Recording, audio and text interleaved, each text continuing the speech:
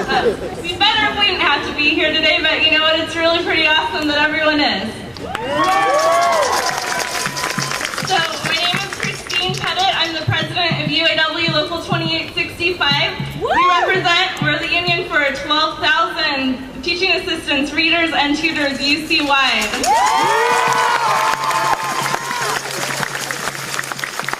So, if you're not a member, you're definitely been taught by one of our members. Or tutored by one of our members. So, I'm just here to say that, I should also say I'm a grad student at UC Riverside, so cross-campus solidarity today.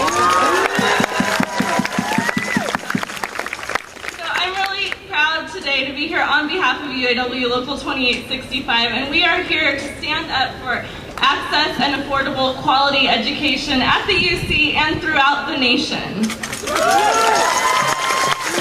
We're also here today to stand up for academic programs and admission policies that reflect the diversity of California in the broadest possible sense. And of course, we are here today at one of the most notoriously anti-union employers to stand up for fairness to workers. You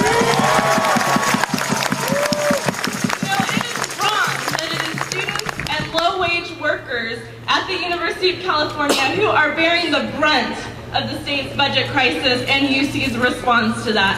Shame on the UC for that. As students and workers, UAW 2865 members are in the perfect place to see how all of this comes together to, in fact, that our teaching conditions and our working conditions are impacting the quality of education at the University of California. As students, we're faced with fees skyrocketing. We're faced with the difficult choice of picking to, take on more loan debt or to drop out of school.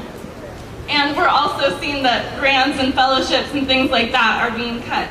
And as workers, we see our jobs being slashed. So we have to pay more, less employment opportunities. And why is that? That's because core educational services at the UC are being cut. And I don't have to tell you that. You're seeing it every day in your classrooms. You're seeing the impact of our workload increasing and less individualized attention. You're seeing that and you're feeling that and experiencing that in your education. We're seeing that we're going to have to pay more for less.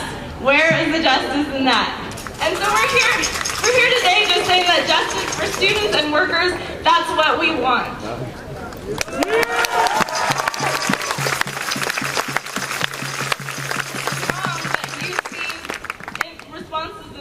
Have disproportionately impacted students and low-income workers. And so, just in wrapping it up, I think there's three things that we need to do to really strengthen our movement going forward and things that we need to continue to do. I'm sure there's probably more than three, but I'm just going to highlight a few. First of all, on this first point, really we just need to center the issues of access and affordability to our struggle. And that's, you see it, you hear it, and we're talking about it in terms of the racial violence that's been happening on different campuses and the homophobic violence that's been happening on different campuses. The University of California should reflect the diversity of California in the broadest possible sense. It should not reflect racism and homophobia and other forms of oppression that we see in our society.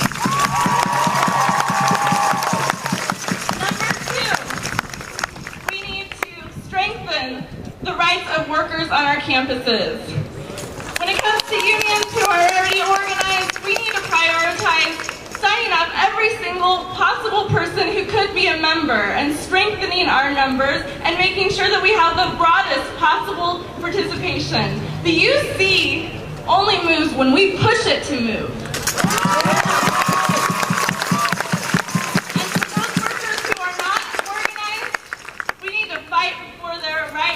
Organized. The university spends millions of dollars right now in this budget crisis trying to bust unions, trying to bust workers like our postdoctoral scholars on this campus and at the UC who are in a fight for their first contract right now. And the UC is spending millions of dollars to fight the unions and their basic right to represent workers and workers to have a say over their working conditions. And finally,